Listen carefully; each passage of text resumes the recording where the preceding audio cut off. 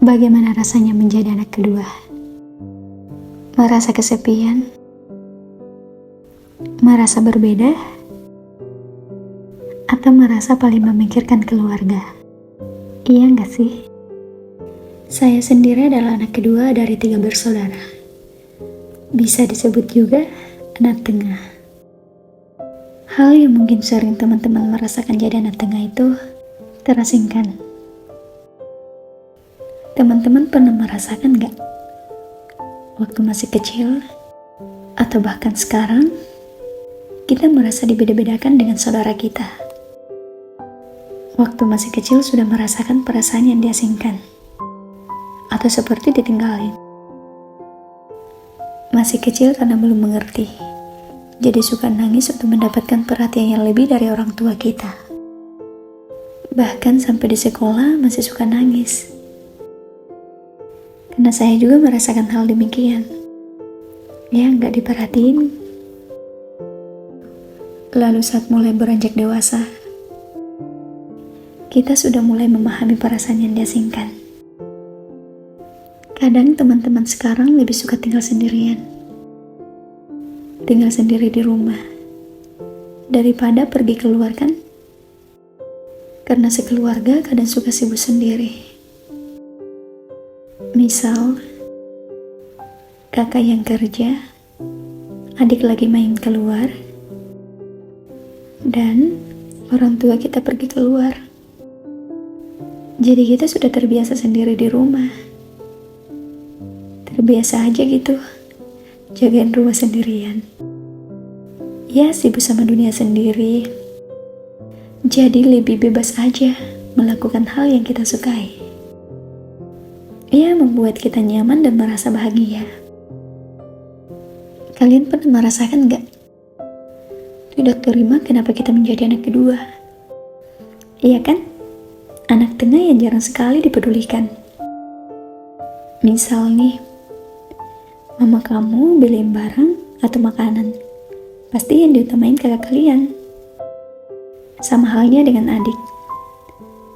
Iya, adik dulu yang diutamakan. Adik dulu yang ditanyain maunya apa. Terus kita tinggal ikut aja. Karena ya namanya anak kedua ya. Sudah biasa ya namanya mengalah. Jadi ya udahlah nurut aja sama maunya mereka. Terkadang juga kita mau bilang sesuatu pada mereka. Tapi nggak jadi karena kita sudah tahu jawabannya. Mungkin karena sudah sering ngomong langsung, tapi nggak digubris. Kasihan banget sih anak kedua. Namun, makin kesini kita sudah menerima kalau anak kedua memang begini rasanya. Ya, bisa menjadi lebih dewasa. Suka ngalah sama kakak atau adik. Jadi sekarang sudah be aja. Tapi, sekarang kita anak kedua harus juga bisa mengungkapkan pendapat kita dengan anggota keluarga lainnya. Kita anak kedua juga harus bisa mengungkapkan pendapat kita. Setidaknya kita harus terbuka, mengungkapkan perasaan karena di sini anak kedua yang jarang sekali didengar. Nanti bisa depresi loh, kalau disembunyiin terus perasaannya. Karena saya pernah mengalami itu. Jadi mending diungkapin aja. Diungkapin ya teman-teman. Jadi mari kita mulai berdamai dengan diri sendiri. Menerima semua hal yang memang begini adanya. Sekarang saya kalau cerita lebih sering ke mama. Dan lebih dekat sama adik saya yang cewek daripada sama kakak saya. Ya semua diceritain. Nggak ada yang disembunyiin. Bisa juga dikatakan teman curhat lah. Dan terkadang adik kita memandang bahwa kita adalah sosok yang paling bahagia. Sosok kakak yang paling sempurna. Sehingga susah untuk mengungkapkan perasaan sedih, kecewa, dan marah. Akhirnya kita kembali menekankan perasaan dan terkadang hanya bisa menangis dalam diam. Ya, setiap malamnya tanpa bisa berbagi kepada siapapun.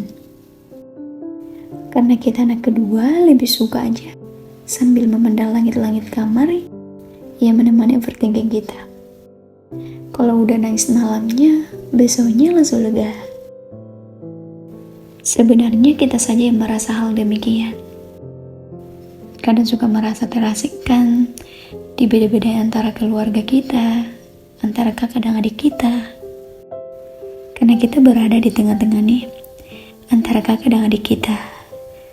Jadi seringkali kalau lagi berantem sama kakak, orang tua kita pasti bilang gini, kamu harus ngalah, kamu kan adik. Nah, ketika berantem lagi sama adik, hal yang sama juga dilontarkan untuk kita. Kamu kan kakak, jadi harus beri contoh yang baik untuk adiknya. Jadi kamu ngalah ya. Kadang jengkel gak sih? Posisikan diri kita jadi kakak sekaligus jadi adik. Lucu sih. Gemas kan? Kadang jadi kakak, kadang jadi adik. Semangat ya jadi anak kedua. Gimana? Menyenangkan kan jadi anak kedua yang sering ngalah? Nggak apa ya, banyak kok anak tengah yang sukses di luar sana. Sebab dari kecil udah diajari untuk mandiri dan tahan banting. Iya nggak? Semangat ya menjadi anak kedua yang terlihat tenang tapi berantakan.